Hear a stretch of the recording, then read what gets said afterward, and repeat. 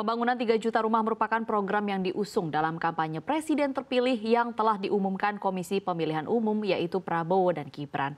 Merespons hal ini, Persatuan Perusahaan Real Estate Indonesia atau REI sanggup membangun 1,5 juta unit rumah di perkotaan.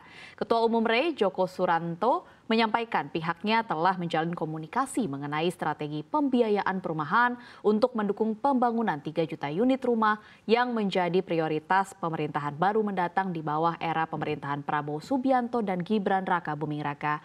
Joko juga mengungkapkan bahwa membangun 1,5 juta unit perumahan di daerah perkotaan merupakan target yang dapat dicapai oleh REI.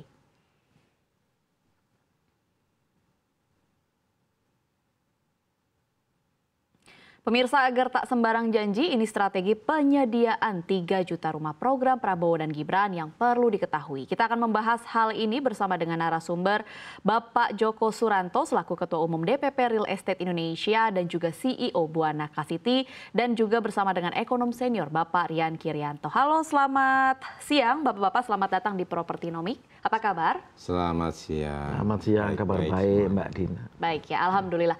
Pak Joko, mungkin boleh dijelaskan dalam episode Propertinomik sebelumnya kan kita sudah pernah membahas ya terkait dengan janji Prabowo dan Gibran untuk membangun 3 juta rumah untuk mengatasi backlog perumahan. Sebenarnya mungkin untuk menjadi dasar, boleh dijelaskan apa sih Pak dampak-dampak yang dikhawatirkan akan terjadi kalau backlog ini tidak segera diselesaikan dan bahkan semakin membesar? Ketika backlog ini tidak segera mendapatkan akomodasi penyelesaian, maka yang pertama program kesejahteraan itu tidak mungkin terjadi. Karena rumah layak huni adalah indikator yang namanya kesejahteraan. Yang kedua, akan muncul stunting yang lebih hebat lagi.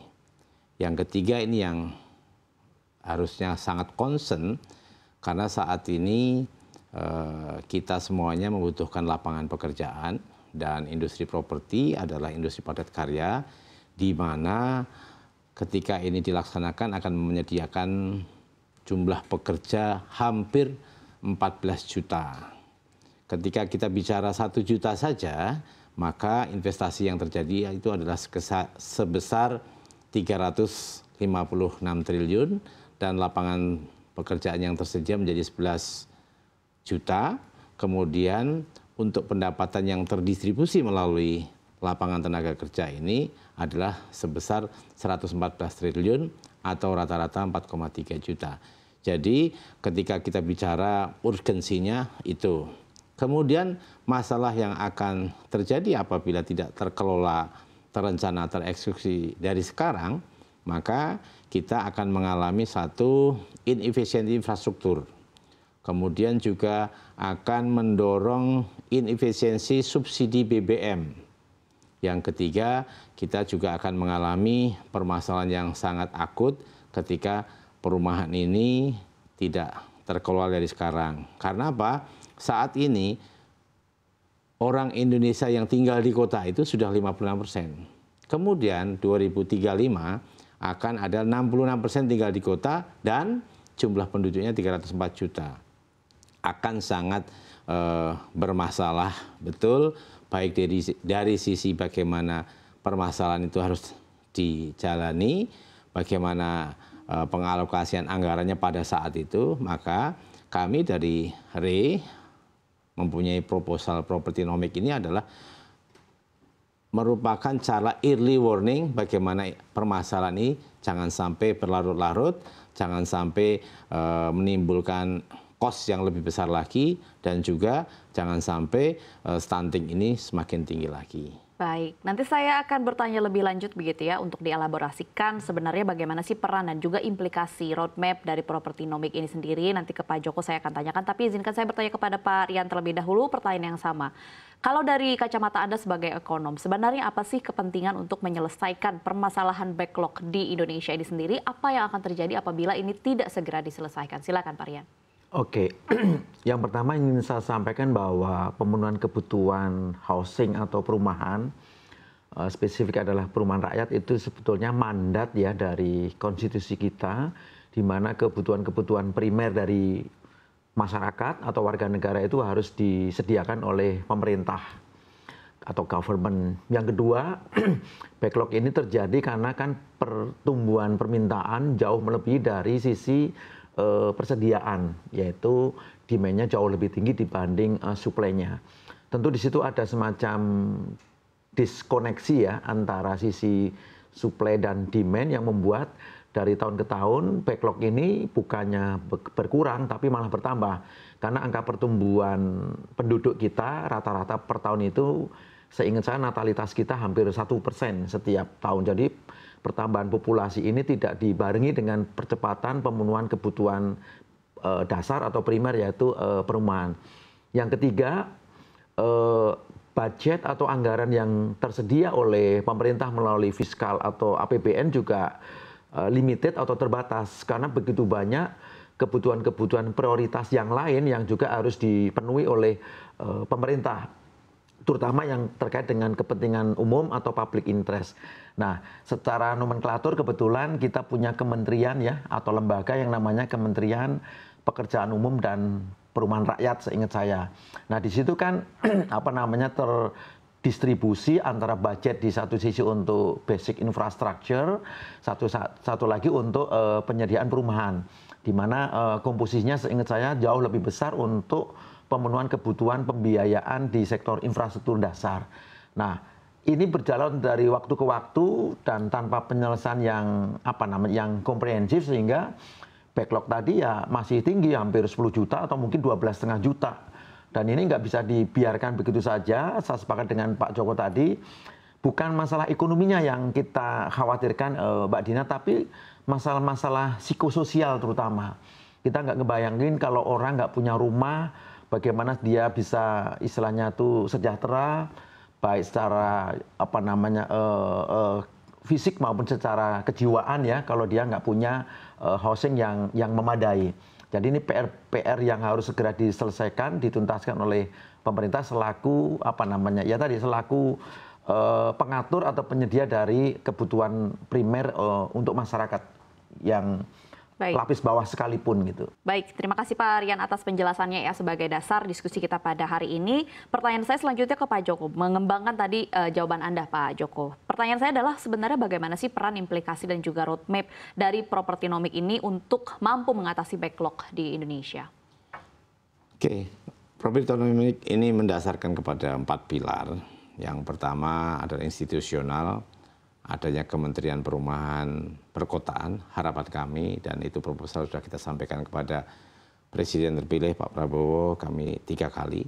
Yang kedua secara institusional, perbankan yang mempunyai kapasitas finansial untuk bisa mendorong, membarengi bagaimana pemenuhan ini bisa berjalan.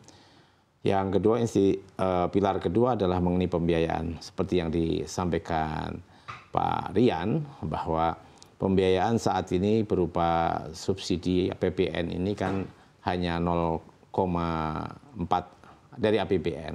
Kemudian kalau dari nomenklatur Kemen PPRA itu tidak sampai 10%-nya. Betapa ini akomodasi yang belum cukup lah untuk bagaimana kita berbicara pemenuhan per tahun. Apalagi kalau kita berbicara penyelesaian backlog. Pilar ketiga adalah mengenai kebijakan, pemahaman atas fungsi, atas kebutuhan, bahkan atas permasalahan yang sudah timbul dan akan timbul atas permasalahan perumahan ini kan harus kita dengungkan, kita sosialisasikan sehingga nantinya pada saatnya semua memahami betapa pentingnya perumahan ini bagi masyarakat, baik kebutuhan psikologi maupun fisik, juga bagaimana perumahan ini sebenarnya bisa menjadi pengungkit ekonomi, karena kita tahu properti atau perumahan backbone-nya adalah 185 industri. Di sana akan berfungsi dahulu, panas dahulu secara ekonomi, dan akan ada output ekonomi pasti dari penopangnya saja. Kemudian juga ada serapan tenaga kerja, juga di sana juga akan menumbuhkan ekonomi-ekonomi baru. Baru pada saat bagaimana terdelivery melalui developer, rumah-rumah itu akan bisa menjadi sebuah barang barang yang tumbuh value-nya dan uang yang disubsidikan kepada sektor properti ini kembali. Jadi sebenarnya ini adalah sebuah cara strategis bagaimana perumahan ini bisa memberikan dorongan terhadap ekonomi bertumbuh, juga serapan tenaga kerja yang saat ini memang dibutuhkan. Yang keempat, ketika kita bicara institusional, kita bicara penganggaran, bicara kebijakan, pada saatnya karena permasalahannya itu sangat berat, ya. Satu dasawarsa 2010-2020, 13,5 juta backlog di 2010, 2020 backlognya 12,7, artinya satu dasawarsa saja dengan instrumen yang sama, dengan institusi yang sama, itu hanya menurunkan tidak lebih dari 10%. Bayangkan kalau ini tidak menjadi sebuah prioritas, maka permasalahan ini akan menjadi sesuatu yang sangat tidak bagus, apalagi dikaitkan dengan Indonesia Emas di 2045. Nah, kami mendorong dan pada saat ini bersyukur ada program strategis nasional yang sudah ditetapkan oleh pemerintah untuk teman-teman kami di BSD maupun juga di PIK. Namun kami dari asosiasi berpikir dan merasa apa yang dilakukan itu pada saatnya harus bisa menjadi sebuah kebijakan, properti ini menjadi sebuah proyek strategis nasional. Karena apa? Karena ini akan sangat menghemat terhadap anggaran infrastruktur yang akan datang, akan sangat menghemat subsidi BBM. Kita tahu saat ini subsidi BBM itu yang dibakar karena perencanaan pembangunan yang tidak berjalan dengan baik, sehingga kemacetan yang begitu dahsyat itu 71,4 triliun. Artinya apa? Itu setara dengan 2,2 juta per liter. Nah, yang ketiga nih yang harus kita cermati juga, investasi atau pembangunan infrastruktur yang dilakukan pemerintahan Jokowi ini sangat-sangat dibutuhkan akselerasi akomodasinya, dan salah satunya adalah untuk bagaimana optimize infrastruktur itu adalah dengan adanya kawasan perumahan, juga kawasan industri ataupun ekonomi baru. Nah, kami meyakini dengan nanti sebuah kebijakan ada kawasan industri baru, di sampingnya ada kawasan residensial, maka itu akan sangat sinergis dan itu akan menumbuhkan banyak hal positif, tenaga kerja, ekonomi baru, kemudian infrastruktur pendidikan, sosial, semuanya akan bisa bertumbuh. Dan salah satunya adalah dari pemerintah akhirnya membuat properti ini menjadi salah satu program strategis nasional. Salah satunya adalah untuk mempermudah investasi swasta juga untuk masuk begitu ya. Betul. Saya ingin bertanya kepada Pak Rian, dengan pemerintah menunjukkan fokusnya dengan membuat sektor properti ini menjadi PSN, bagaimana pandangan Anda sebagai ekonom? Apakah ini memang sudah tindakan yang tepat yang diambil oleh pemerintah? Secara politis tepat, karena begini, apapun yang terkait dengan kepentingan publik atau istilahnya itu public interest, itu bisa kita kategorisasikan kepada kelompok proyek strategis nasional. Jadi by project itu karena bersentuhan langsung dengan kepentingan hajat hidup orang banyak. Yang kedua, ini terkait juga dengan budget yang begitu besar. Ya, tadi sampaikan Pak Joko, budget pemerintah terbatas, maka perlu menggandeng dengan mitra-mitra di sektor swasta. Nah, kemudian turunan daripada sektor properti itu begitu banyak, ya. Kalau bahasa teman-teman di Bappenas itu mengatakan sektor properti itu memiliki daya ungkit, ya, daya ungkit atau multiplier effect yang luar biasa, yang itu bisa bukan saja menciptakan lapangan kerja, menyerap tenaga kerja, mengurangi pengangguran, mengurangi kemiskinan, tapi juga mendorong pertumbuhan, ya, ekonomi secara eksponensial juga. Karena baik yang istilahnya itu level corporate atau wholesale sampai dengan yang UMKM, ya, segmen UMKM itu akan terdampak secara positif dengan pembangunan properti yang terarah, sistematis dan dengan volume yang semakin membesar gitu.